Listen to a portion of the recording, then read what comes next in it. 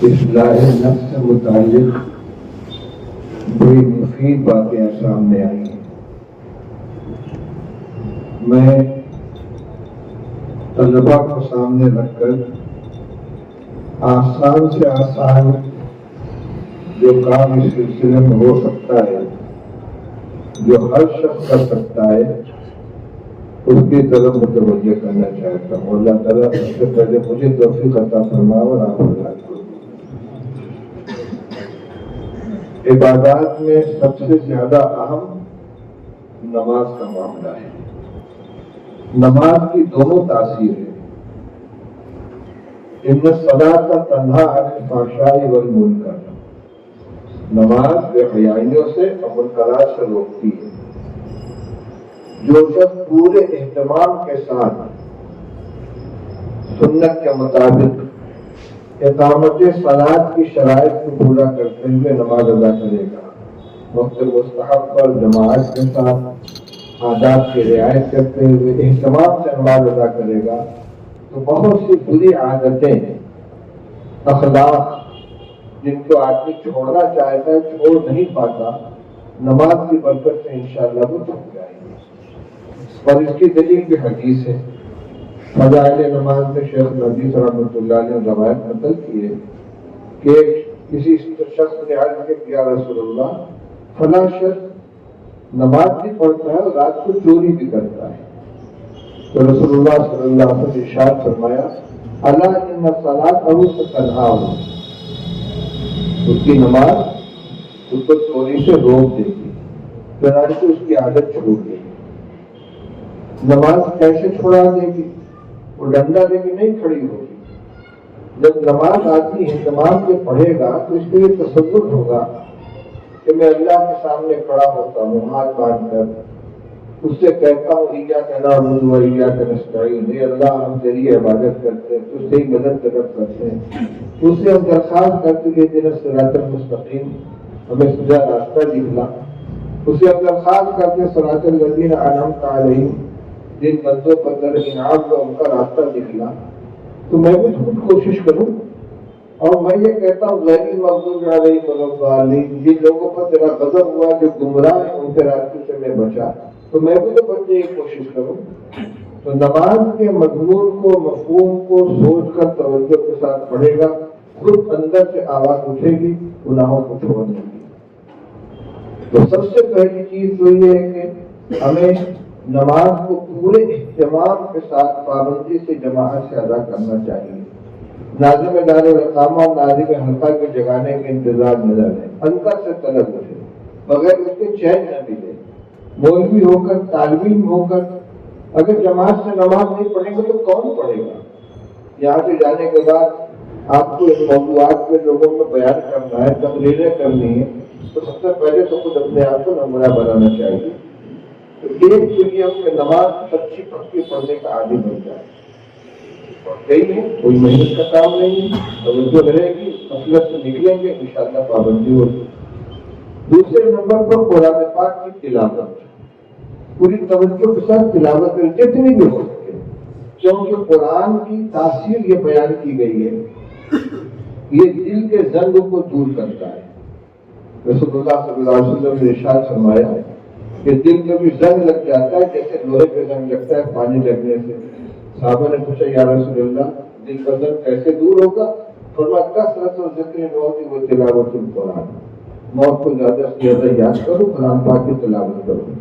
تو تلاوت کی انہمات کے ساتھ اس تصور سے کہ اللہ کا کلام پڑھ رہے ہیں اور اللہ کو سنا رہے ہیں اور اللہ کی رحمت میری طرف متوجہ ہے، کوئی محنت کا کام نہیں ہے۔ آمادی میں جماعت کرتے ہیں، تلاوت کرتے ہیں، تو تھوڑی سی اہتمام اور انہمات اور توجہ کے ساتھ اس کو کر لیں۔ میں ابھی تسبیحات کو نہیں بتلا رہا ہوں، میں طلبا سے نہیں کہتا کہ میں تم مطالعہ چھوڑ کر سبق کی پابندی چھوڑ کر تسبیحات کرو، یہ تو فرائض ہے، ان کو تو کرنا ہی ہے۔ دوسری چیز ہے گناہوں سے بچنا، اور خاص طور سے 4 گناہ سے اپنے آپ کو بچانا۔ اگر ان پر کنٹرول ہو گیا تو انشاءاللہ اللہ کا ولی بنے گا۔ نمبر 1 نگاہ کی حفاظت، بد نظری سے اپنے آپ کو بچاؤ۔ بد نظری میں عورتوں کو دیکھنا، بے رشت لڑکوں کو دیکھنا، اور موبائل کے اندر جو تصویریں آتی ہیں، فلمیں ہیں، ویڈیو ہیں، اور پتہ نہیں کیا کیا چیزوں کو ان کو دیکھنا، ان سب سے اپنی نگاہ کی حفاظت کرنا. اور اتنے ہی پر نہیں، وَلَا تَمُدَّنَّ عَيْنَيْكَ إِلَىٰ مَا مَتَّعْنَا بِهِ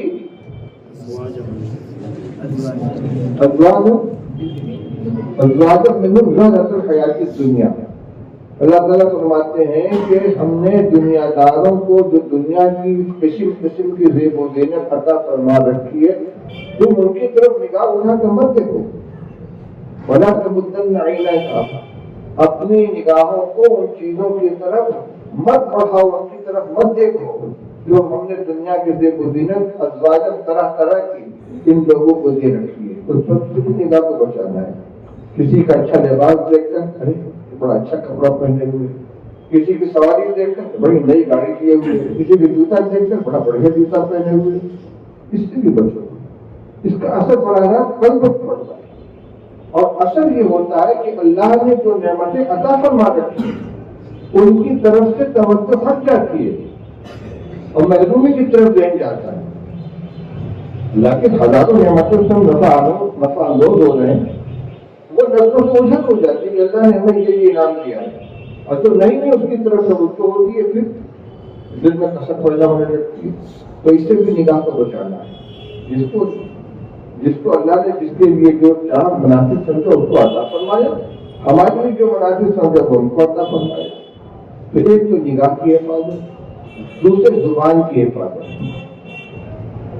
جھوٹ، غیبت، چغلی، الزام تراشی، سخت کلامی، بلکہ لایانی گفتگو. من حسن اسلامی ہماری بڑھو آگے ترکہ ما لا یعنی. اسلام کی خوبی ہے کہ لایانی چیزوں کو چھوڑ دے، لایانی عمل بھی چھوڑ دے، لایانی کلام بھی چھوڑ دے. بیٹھے ہیں کب تک ہو رہے کہ دنیا بھر کے تبصرے میں کیا فائدہ ہے. تو زبان کی حفاظت جھوٹ سے، غیبت سے، چغلی سے، الزام تراشی سے، سخت کلامی سے، لایانی کلام سے. نمبر 3 کان کی حفاظت. جن باتوں کا بولنا جائز نہیں ہے اصل ان کا سننا بھی جائز نہیں ہے. غیبت حرام ہے. غیبت اکیلے تو نہیں ہو سکتی، کوئی دیوار میں تھوڑی غیبت کرتا ہے. جب ایک پارٹنر ہوگا تبھی نہ غیبت ہوگی. بالکل زنا کی طرح سے ہے غیبت. اسی لیے غیبت کو اشد من الزنا کہا گیا ہے. الغیبت کو اشد من الزنا. زنا اکیلے نہیں ہوتا، چاہے جبرن ہو صحیح، لیکن کم سے کم ایک مرد ایک عورت کو کبھی نہیں زنا کا تعلق ہوگا. اور غیبت میں جب سے کبھی کوئی مسئلہ نہیں ہے، اس سے کہ اپنے مسلمان بھائی کا گوشت اتنا لذیذ ہے کہ بغیر چبائے ہوئے آدمی نکلتا چلا جاتا ہے. بلا یغتب بعضکم بعضا ایحب احدکم ان یأکل لحم اخیہ میتۃ فکرہتموہ. تو کان کی حفاظت غیبت سے، جھوٹ سے، چغلی سے، گانے سے، میوزک سے. اسی طرح کسی کی بات چھپکے سے سننا یہ بھی گناہ ہے. موبائل میں، ٹیلی فون میں کبھی کبھی لائن لڑ جاتی ہے. دو آدمی بات کر رہے ہیں، ہم نے فون ملایا، کہیں جا کے لڑ گیا. وہ دونوں مطمئن ہیں کہ ہماری دونوں کی بات کو تیسرا نہیں سن رہا ہے اور ہمارے کان میں آواز آنے لگی. حرام ہے اس کو سننا، فوراً ڈسکنیکٹ کر دینا چاہیے. تو تیسری چیز ہوئی کان کی حفاظت. اور چوتھی چیز ہے خیالات کی حفاظت. گندے خیالات، گندے تصورات جس میں بدگمانی، بدزنی بھی آ جاتی ہے. بنا کسی دلیل کے کسی کے بارے میں بدگمانی کر لینا، برا اس کو سمجھنا، اس کے کسی کام کو برے محمل پر محمول کرنا. یہ فلاں کام کر رہا ہوگا، کہیں سے آ رہے سنیما دیکھ کے آ رہا ہے، یہ ادھر سے نکل کر نا مسلمان کے بارے میں اچھے گمان رکھنا. اگر کسی چیز کا دو محمل ہو سکتا ہے، ایک اچھا ایک برا، اچھے کو برے پر معمول کر لو گے تو یہ گناہ ہوگا، اور برے کو اچھے پر معمول کر لو گے تو حسن ظن کی نیکی ہو جائے گی. اس سے خیالات کی بھی حفاظت. گندے خیالات، جس موبائل وغیرہ دیکھنے میں خاص طور سے اس طرح کے مسائل پیش آتے ہیں جب خیالات گندے ہوتے ہیں، خواہشات ابھرتی ہیں، جذبات میں ہیجان پیدا ہوتا ہے، نہانے کی ضرورت پیش آتی ہے. بلکہ اپنا مجموعہ کہنے میں کوئی حرج نہیں ہے. بعض طلبہ غلط حرکتوں میں مبتلا ہو جاتے ہیں. یہ صرف طلبائی کی بات نہیں، یہ سب کی ہے، جو بھی کرے گا. اپنی شہوت پوری کرنے کے لیے مستزنی تک بھی مبتلا ہو جاتا ہے. ظاہر بات ہے کہ یہ خیالات جب گندے ہوں گے تبھی یہ چیز ہوگی.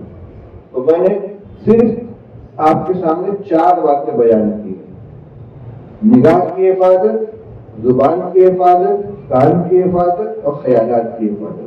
اور ان سب سے اوقات کی حفاظت ہوگی. جب سب کام چھوڑ دیں گے تو جو اوقات برباد ہو رہے ہیں وہ بچیں گے، ان کو اچھے کام میں استعمال کریں. کچھ نہیں کریں گے تو آرام کر لیں گے، سو لیں گے. یہ کیوں جس میں گناہ پہنچانا ہے. اور کرنے کے کاموں میں کیا ہے؟ معمول کے طور پر تو نماز اور تلاوت کی پابندی، اس کے علاوہ چلتے پھرتے اٹھتے بیٹھتے جتنا ہو سکے درود شریف استغفار کلمہ طیبہ ہے اس کا ورد زبان کے اوپر رکھیں. کسی کام میں اس کی وجہ سے حرج نہیں ہوگا.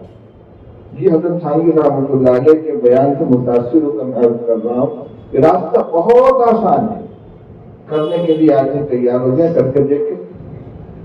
بڑی بات جو تمہارا روح نے فرمائی ہے کہ تجربے کے طور پر کر کے دیکھ لیں. اگر نفع محسوس ہو تو پابندی کریں. اللہ تعالیٰ مجھے بھی توفیق عطا فرمائے.